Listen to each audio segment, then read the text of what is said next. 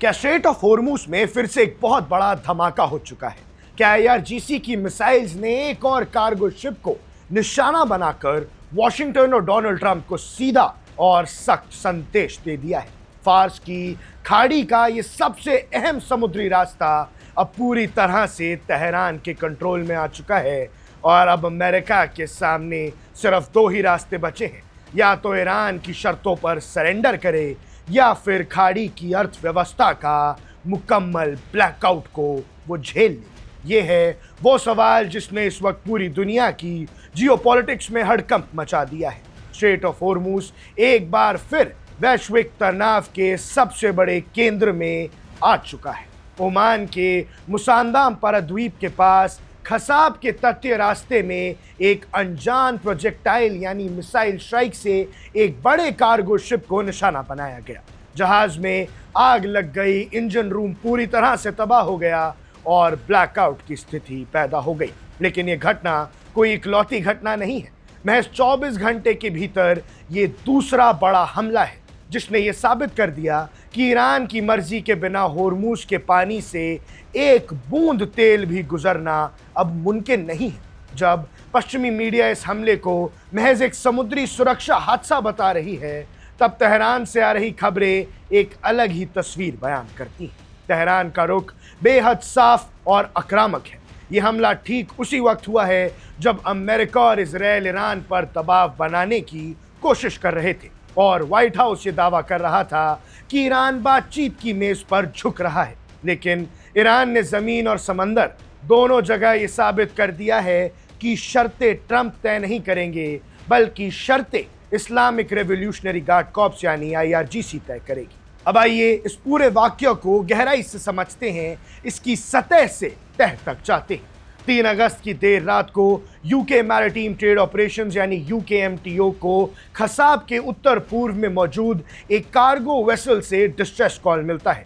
जहाज पर मिसाइल से हमला हुआ था। इससे ठीक एक दिन पहले इसी ओमानी कोस्टल रूट पर 2 बड़े ऑयल टैंकर्स पर चेतावनी भरे धमाके किए गए थे। पश्चिमी जहाज़ों को ये गलतफहमी थी कि ओमान के तटीय रास्ते का इस्तेमाल करके वह ईरान के रडार और आईआरजीसी के कंट्रोल से बच निकलेंगे। लेकिन ईरान ने इस भ्रम को मिनटों में तोड़ दिया। ईरान का हमेशा से ये स्टैंड रहा है कि स्ट्रेट ऑफ होर्मुज अंतर्राष्ट्रीय समुद्री कानून के तहत पश्चिमी ताकतों की मनमानी का अड्डा नहीं बन सकता। सालों से पश्चिमी देशों के जहाज ओमान के वाटरवे का फायदा उठाकर ईरान की अथॉरिटी और सर्विलियंस को नजरअंदाज करते आ रही हैं। लेकिन अब स्थिति बदल चुकी है। ईरान ने साफ कर दिया कि अगर स्ट्रेट ऑफ होर्मुज से गुजरना है तो ईरान के रूल्स और रेगुलेशंस को मानना ही पड़ेगा।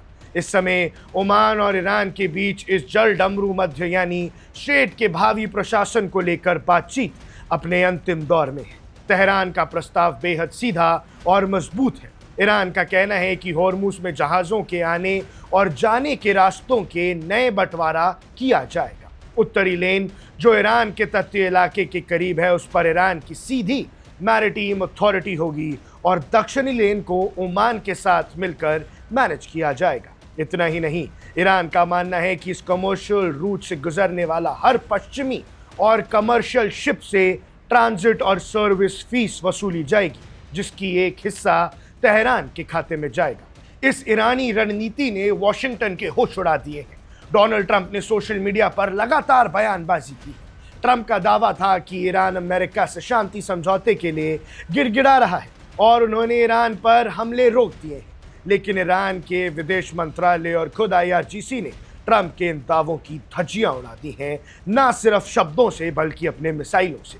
तेहरान ने साफ शब्दों में कहा कि ईरान की वॉशिंगटन से कोई बातचीत नहीं हो रही है। ईरान सिर्फ अपने पड़ोसी देश ओमान से बात कर रहा है ताकि क्षेत्रीय सुरक्षा को मजबूत किया जा सके, न कि अमेरिका के किसी फरमान को मानने के लिए। जब तक ट्रंप को लगा कि उनकी कूटनीतिक कार्ड काम नहीं कर रही है तो उन्होंने गुस्से में आकर बयान दिया कि जब तक ईरान पूरी तरह सरेंडर नहीं करता या कोई डील नहीं करता तब तक नाकाबंदी जारी रहेगी। लेकिन ज़मीनी हकीकत यह है कि अमेरिका की धमकियों के बावजूद आईआरजीसी ने ओमान चैनल में मिसाइल अटैक करके ये दिखा दिया कि रेड लाइन ट्रंप नहीं बल्कि तेहरान खींचता है और इस जंग में अब ड्राइविंग सीट पर ईरान है। इस पूरी स्थिति को अगर एक अनुभवी रणनीतिकार नजरिए से देखें तो ईरान का ये दाव मास्टर स्ट्रोक साबित हो रहा है।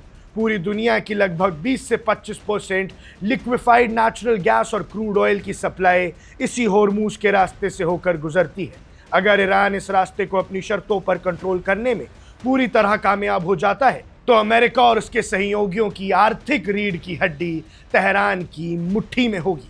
पश्चिमी देश इस बात से बौखलाए हुए हैं कि ईरान अब सिर्फ एक सैन्य ताकत नहीं रहा बल्कि वो ग्लोबल सप्लाई चेन का सबसे बड़ा कंट्रोलर बनने की दिशा में कदम बढ़ा चुका है। अमेरिका ने हमेशा इस जलमर्ग को मुफ्त और अंतर्राष्ट्रीय बताने का ढोंग रचा है ताकि उसके वॉरशिप्स और कॉरपोरेट टैंकर्स बिना किसी जवाबदाही के मिडिल ईस्ट के दोहान को क्रॉस कर सके।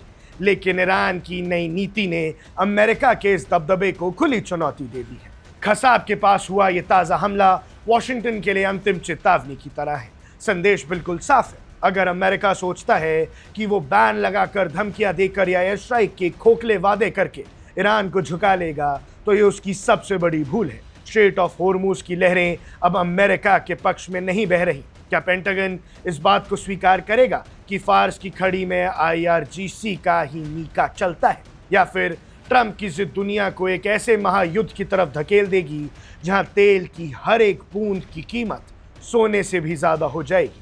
आने वाले दिन ये तय करेंगे कि अमेरिका अपनी हार स्वीकार करके सम्मानजनक रास्ता चुनता है या फिर होर्मुज के पानी में अमेरिका का बचा कुचा दबदबा भी हमेशा के लिए डूब जाएगा। ऐसे में जो भी आपको लगता है, जो भी आपकी राय है, हमें कमेंट सेक्शन में जरूर बताइएगा। आप देख रहे हैं वन इंडिया, मैं हूं आकुश कौशिक।